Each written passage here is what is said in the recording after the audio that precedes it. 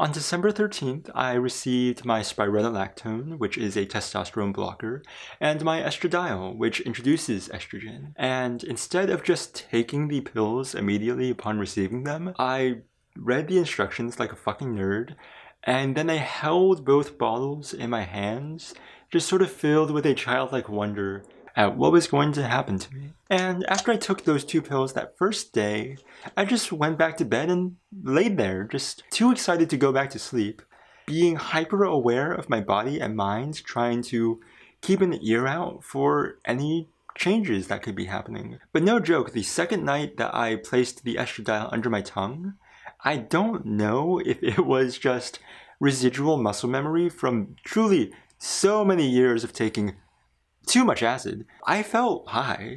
Like, I saw vapor trails very briefly following my fingers, but that was the strongest effect I felt that night. The next night, however, was far less promising because I decided to take both my spironolactone and my estradiol, only to realize once the spironolactone was this far down my throat that I had already taken my dose of spironolactone that day, and I am not supposed to take 2 doses of spironolactone, and oh my god, I'm going to die. A scant 48 hours into taking HRT.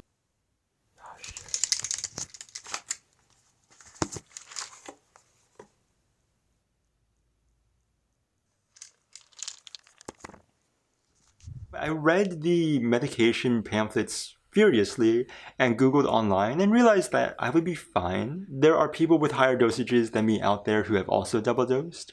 And I was able to message my sort of healthcare provider, and she just said, hey, listen, just skip your dose tomorrow and you will be back on track. So last night, I took my second pill and I almost immediately felt nauseous. But when I told my girlfriend, she pointed out that A, I hadn't even eaten all day, and B, whenever she takes her birth control on an empty stomach, she also feels nauseous. Basically anything hormonal on an empty stomach is going to be similar to morning sickness. So now I just want to be a bit more mindful that whenever I take the pills, I want to have eaten a bit, had some water. I know that I'm supposed to not be cutting salt out of my diet or eating too much potassium. Also, for the last month or so leading up to me taking HRT, I've been doing some body feminizing exercises. And this stint of me being in shape has been the longest that I've engaged in outside of me being in sports in high school. And I think the reason for that, the reason I've been able to run and do volleyball exercises, is because I have a better understanding of what I want to look like when I do exercise. When I didn't know that I was trans and I was telling myself I needed to work out, there was always this overview of, well, I want to be masculine, right? I want to have muscle, I want to have an 8-pack, and I want to have huge bulging biceps because I'm a man and that's what men want, right? I always fell off so quickly with that mindset of I'm going to work out because I want to look more masculine. But now that I know for sure what I do want my body to look like and that I want to look more like a woman, I've been more motivated to work out because I actually have a clearer understanding of who I want to look like and who I want to be once this process has started to take shape. I do what I wanna do when I wanna do it. And check out the bags to prove it. Hips to move it around and make shapes, yes. So the HRT did almost make me piss myself at Goodwill today. Let's talk about that because it almost ruined my whole 21st of December. First of all, if you're going to be transitioning, whether you're MTF or FTM, you're probably going to do a rehaul of your wardrobe. And the best way to do that is ethically, and the second best way to do that is affordably. And the best way of doing both of those things is to go to the thrift store. Ooh, not bad. I know you might be tempted to try out Shein. I definitely was, and I did get 3 or 4 staple pieces from Shein before I realized, maybe I shouldn't support this fast fashion, products aren't really built to last sort of site. But if you can, if you have the opportunity, if you have the time, if you have the transportation methods, try going to your local thrift store because this jacket was $7. My goodness, you will not be able to pry this out of my cold dead hands. This is an amazing jacket. But yeah, the best clothes to buy are the clothes that already exist. Now, back to me almost pissing myself. When I had my in-person informed consent visit, and when I was speaking to my physician online, they both mentioned that the spironolactone is a diuretic. So I would be urinating more frequently. And I was like, all right, fine. I already pee a lot. Ooh. Oh, I piss 4 to 5 times a day. Adding 2 more times on top of that won't be that big of a deal. If you only pee like once or twice a day, first of all, drink more water. But second of all, it will be a more drastic change to you by comparison, because it seems like the number of bathroom visits becomes additive, not really exponential. You're not doubling the number of times you're using the restroom. You're kind of just adding 2 or 3 more visits. So fine, I'm going to the bathroom maybe 3 more times than usual.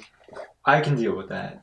However, the issue lately has not been one of frequency, it's been one of immediacy. One of, like, this is going to happen now, whether you want it to happen or not. This jacket, by the way, was the most expensive thing there, and it was like 27 bucks. Like, holy shit. Look at this thing. First of all, the pockets. Never mind, that's fake. Oh my god, are they all fake? Oof, these are real. But yes, when your body tells you on HRT, shit, we need to go, you need to go. I took these clothes and then some into the dressing room, and I don't even remember what I tried on. I barely remember if they fit, because after 3 or 4 skirts and after me clenching my own groin between each outfit change, I just sort of, ooh, that's cute. I just sort of rushed out, and thankfully the restrooms were immediately to the left, because I do not know what I would have done otherwise. I grabbed my sunglasses, I grabbed as many of the clothes as I could, rushed into the bathroom, and this is how you know it was bad. I just dumped everything onto the bathroom floor, broke my sunglasses in the process, and I slammed a piss down big style. It was kind of almost disappointing how little came out. But yes, do keep in mind that if you're going to be on spironolactone, when you need to pee, go pee, because if there had not been a restroom in that Goodwill, I do not know what I would have done. I think I would have just pissed myself and been grateful that my girlfriend loves me, because I didn't have a backup plan. Here is a detail that I won't be able to get any footage for. It's now day 11, it's December 23rd, so 2 days till Christmas, exciting. It's been like 5 days since I've woken up with morning wood. I actually thought it would take longer for this change to start happening, but even like the first day it happened, I remember waking up and being like, it doesn't feel like my penis was doing stuff during the night. Now, if you're MTF and you don't really care about keeping your penis, you know that you're going to get bottom surgery, then good, just don't use your penis. Your penis will shrink, but you're getting rid of it anyway. But if you're MTF like me and you want to keep your penis, then what my physician recommended was basically use it or lose it. And she basically prescribed masturbation or sex 3 times a week, which I have been keeping up with. Aside from that, I've definitely been looking at myself in the mirror a lot more lately. Even before I was on HRT, sometimes I would pass the mirror and I'd be like if I flipped my head quickly enough, I'd be like, oh, that was a girl. Like, oh, I could have sworn I saw a girl. And I'm really proud of like what the body feminizing exercises have done for me. I was already very twinky, but now I definitely feel more comfortable looking at myself in the mirror. But yeah, that's my update for Christmas Eve. And now I've completed my 2nd week of HRT and am now in my 3rd. And I can say definitively that I am definitely a bit more emotional than I used to be. Within the last month, I could say that I've cried or been moved to tears more often than I have within the previous 4 or 5 months before that. And it could truly be that this version of me now has a better understanding of who I am as a person, and I'm now viewing stories and watching movies with a different lens.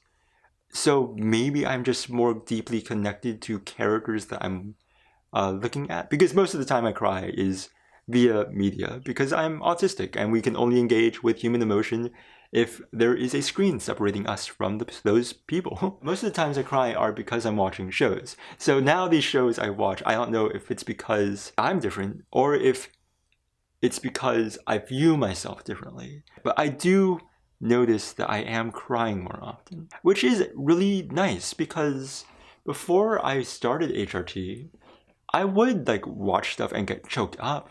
And I could feel tears start to spring to the corners of my eyes. I could feel my throat tightening. And I would want to cry. I would wish for that release.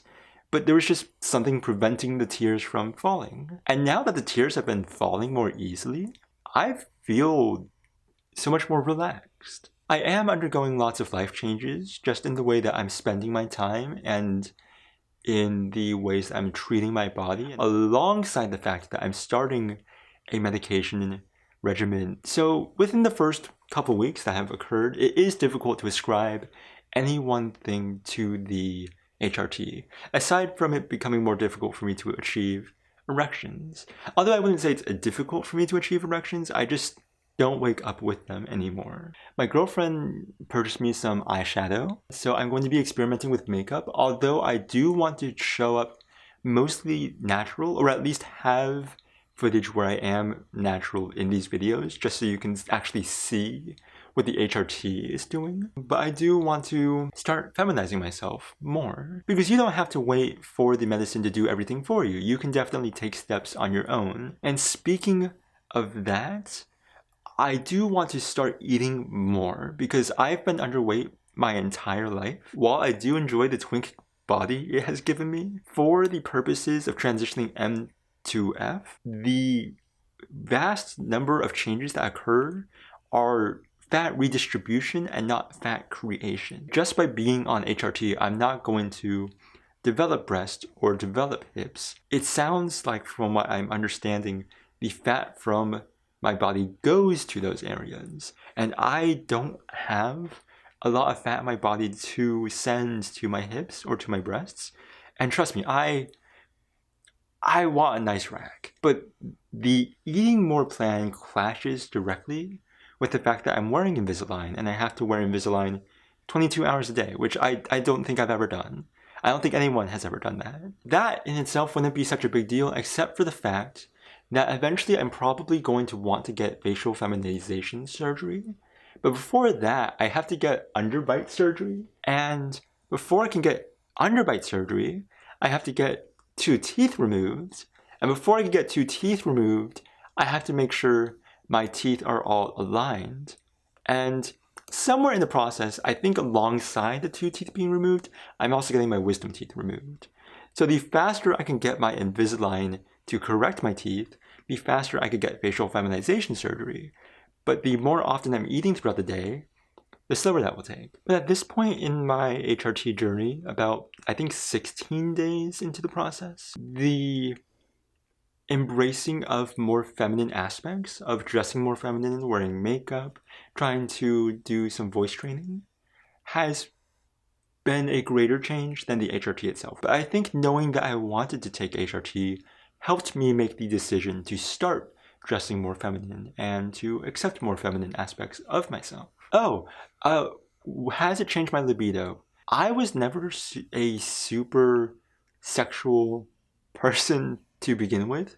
Don't look at my YouTube channel when I say that. But I don't think my sex drive has changed that much. It's low, but it's always been low. I just want to try something on and see what it looks like. I want to have a good, healthy relationship with makeup. I can't see.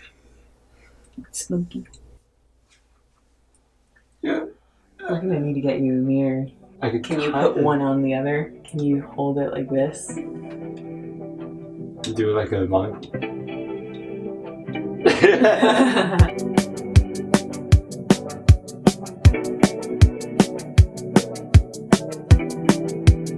So I was pulling this shirt on over my head, and I accidentally grazed my right nipple. I was like, oh wow, that felt like it hurt a lot more than it should have. But then I realized, oh, it's the nipple that my cat kind of scratched.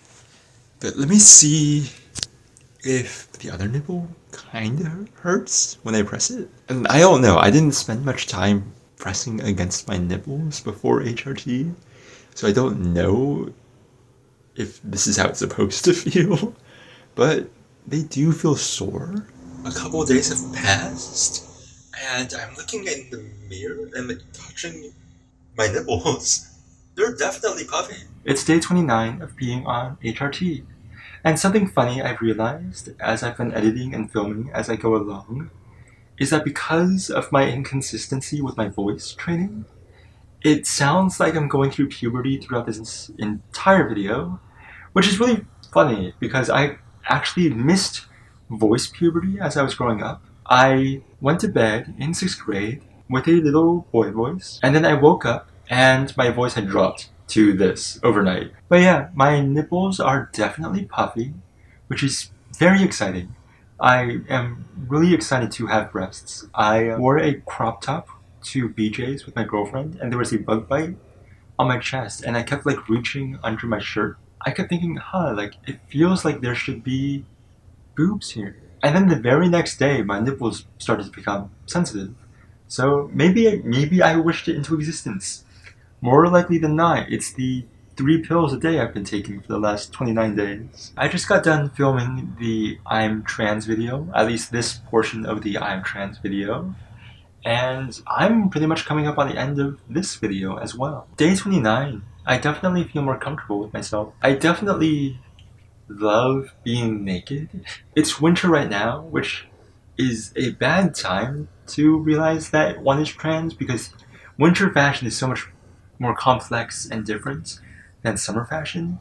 If I came out in the summer, I would just be like, okay, skirts and crops, I'm great. But because it's cold, I have to layer, and layering is so hard. To dress warm, I usually have to dress mask, and that kind of makes me sad. Just because I've been dressing mask my entire life. I've finally discovered who I am. Let me dress like a feminine person. Alright, so it's officially been a month.